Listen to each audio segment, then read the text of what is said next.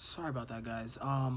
This is good experimenting though. I'm still not good at YouTube yet. But um so, just to finish up this thought. So, conscientiousness being the third hypothesis I have for like the superabundance that I'm seeing in all these different examples.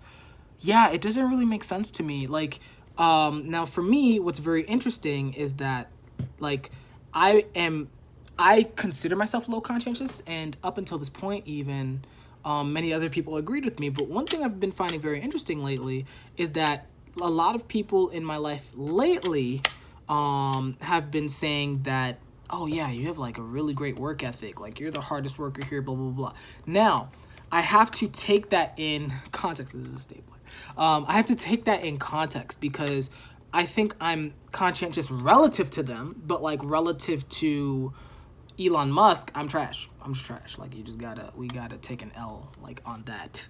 Um, but even so, then the question is, why am I more conscientious than they are? Is it just purely because I have an awareness of conscientiousness?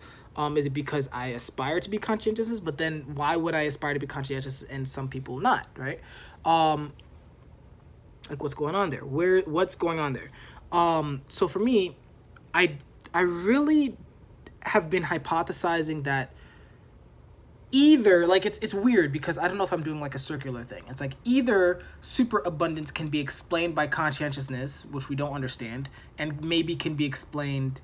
Oh no, this is my hypothesis. Sorry, I'm like working it out as we speak, so bear with me. Basically, my hypothesis at this point, my third hypothesis, is that superabundance is, sorry, this is how we were gonna do it. Conscientiousness is our like official measure of what I'm calling superabundance, right? Like your level of conscientiousness reflects your level of superabundance, so to speak, right? And one thing I found very fascinating, and I'm not sure what the causal link here, but I've noticed this correlation, at least subjectively, and just by observing a bunch of people, is that highly conscientious people tend to be like have very high energy levels, and like I'm talking about like just energy like throughout the day. Like they have very high energy levels, and they are very it's almost like it's like, how do I word this? It's like the energy is pushing them to do stuff. Like, so one great example, I have a friend, I have a couple of great examples. And this was so this is my third hypothesis, and I'll actually tie this into my fourth hypothesis, because I've, just to make this relevant for you guys. So one of my friends, he's an INTJ. I'm pretty sure I haven't formally typed him, you guys, at least in the OP community, I'm sorry. But I'm pretty sure he has blast and play like in his top 3.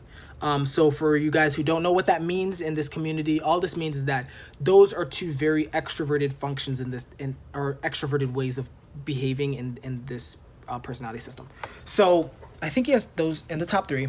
And one thing that he's told me, like when we were younger, is he was like, yeah, I don't really need to like force myself to do anything. I don't really need to discipline myself. It's like I just have like the energy and I just go do it. I'm like, oh, okay. Now that's a great example. Another great example is I met this. There was this lady. I didn't formally type her as well, but one thing that she mentioned was she was like, yeah, I've always been this way. I've like since I was 19. I'm always like working. I love work. Like I can't go to sleep. Now I'm not sure if she was lying to me or lying to herself, so we gotta account for that. But I mean, I've seen her work. I've seen her work in person, and she is just moving like everything is just getting just slain. And then finally, I mean, just subjectively, I mean, I personally have experienced moments where I was more on top of my shit. And yeah, there are moments where I'm just like, oh yeah, how did I get all this done? Like I wasn't even trying to. Now that is more, oh, it's my dog. So that is more something I can relate to. So my hypothesis is that conscientiousness is like your power level, so to speak, your superabundance level or something like that. And that conscientiousness like has to do with like this, I don't know if that's an explanation either, but it's more so, it's like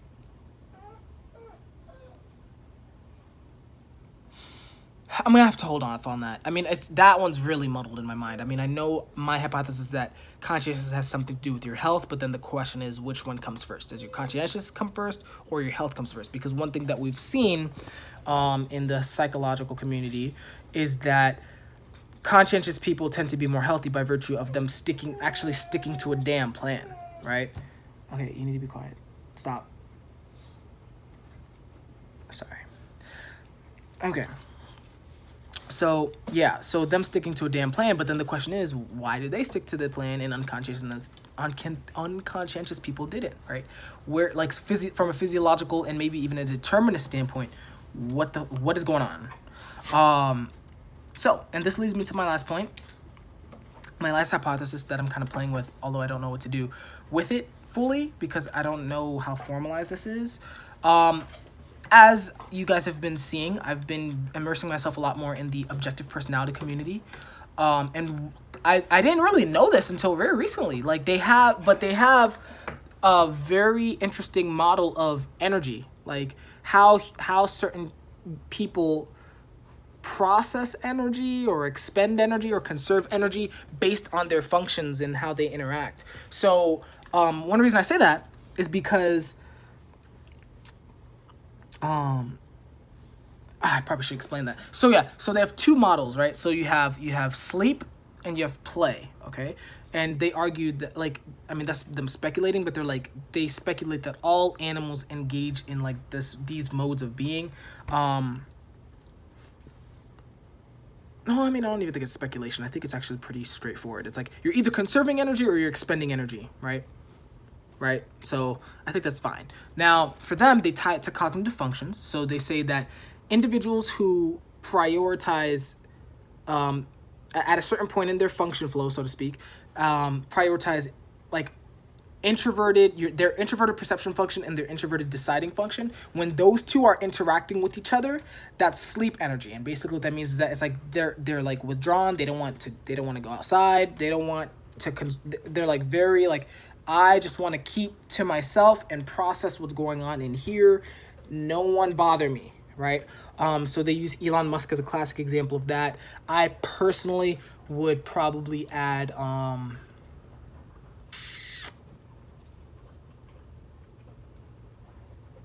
I would add Nietzsche to that, frankly. The reason why I say that is because if you read Ecce Homo in particular, he talks about this process. He's like, yeah, it's like, and even throughout his other books, but in Ecce Homo in particular, he's like, well, like I had the strength, right? In his mind, I had the strength to keep away from everyone and just focus on myself and conserve my energy. And like he goes so far as to even referring to sleep or like exhaustion, right? That's one of his major hypotheses, right? Like for decadence. But for him, he actually also talks about it as a means for his recovery, where he was like, okay, like in order for me to kind of distance myself from the world, I needed to engage in what he called like Russian fatalism, right? Where it's like you just lay down and you just like don't move, like don't react to anything, just conserve your energy, just let your body recover, and then you go out into the world. Okay, that's my example. Now, in contrast, you have play energy in this model. So play energy is when your two extroverted functions interact with each other. So your extroverted perceiving function and your extroverted judging function. And basically what that looks like is like you're out and about, you're just moving, and you're like, man, you're exerting all this energy. Now, they use Tony Robbins as an example for that. An example I would personally add would be,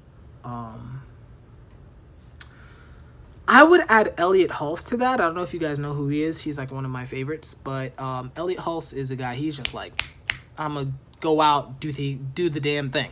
Do the damn thing. Now, I think he's more balanced in the energy, but I think he's a good example.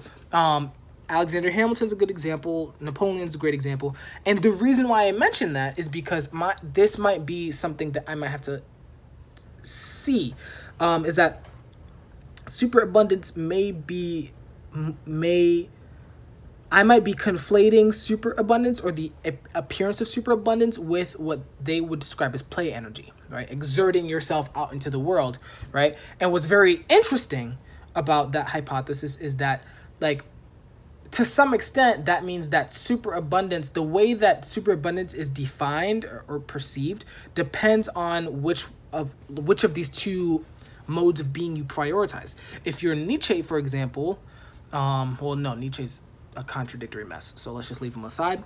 But if you're sleep energy, predominantly, you're gonna define superabundance as, oh yeah, like it's this overflow of the self, and I am like this commanding force, and everything has to come to me, and I overflow onto it out on my terms, right? It's this very kind of calm, regal energy. Whereas with superabundance for this play energy, basically my hypothesis is it would be the more traditional will to power, conquering shit vibe.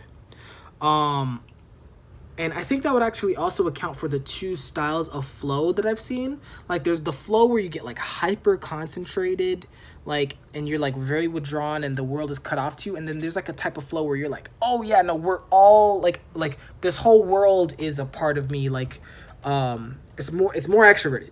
So that's it. That was a lot. So yeah, so that is what I'm gonna leave you guys with. I'm still trying to like figure out all this stuff, but that is really my life's mission at this point. I really feel committed to figuring that out, and experiencing it for myself. And I've really kind of wanted something like that since an early age. I used to always say like I wanted to like one of my my mission statements, I guess, when I was a little kid, or younger, was I was like, I want to experience life at the sharpest possible intensity, which is a very interesting thing for someone like me to say. But I think that translates to this type of project. I hope I don't make it merely academic because I'm prone to that. But that's something I kind of wanted to share. It's something that I think it's something that if I died, like someone could kind of take on, because it's something I think it's important. And I think it's not practical at the moment because it's still like in this abstract like fantasy land. But like once it gets down to the concrete, I think that's where it's gonna be very powerful. Because I think, for example, the military, they're very hungry for more superabundant soldiers. Like they're starving for soldiers right now. So having that knowledge of how this works, I mean, we kind of understand a bit of it. I mean, with the adrenals and like fight or flight, and I think in the professional community, they actually might have a much deeper understanding of the human body and of like this reward system and this like energy system than I do, probably. I mean, especially if if their profession is about that. But I think even as a lifestyle, I think there's a very rare like percentage of people that's actually tapped into this consistently, and in in a truly healthy way, as opposed to like taking drugs or anything like that I feel like is just frankly cheating. So that's all I got. That was a lot. But I think it's worth getting information out. Okay, you need to stop. I think it's worth getting this information out, and at least like seeing what I think about that, and then if I get feedback, all the better for that, of course. So this was long. Sorry. If you guys have any comments or anything like that, definitely let me know. I will also I'm still experimenting with like how to like record these things, what to do, like what works best. I'm learning a lot more as I record these, like what not to do usually. So yeah, definitely just kind of keep me up to date if you guys watch this at any point. It's probably not going to be for a while, but okay.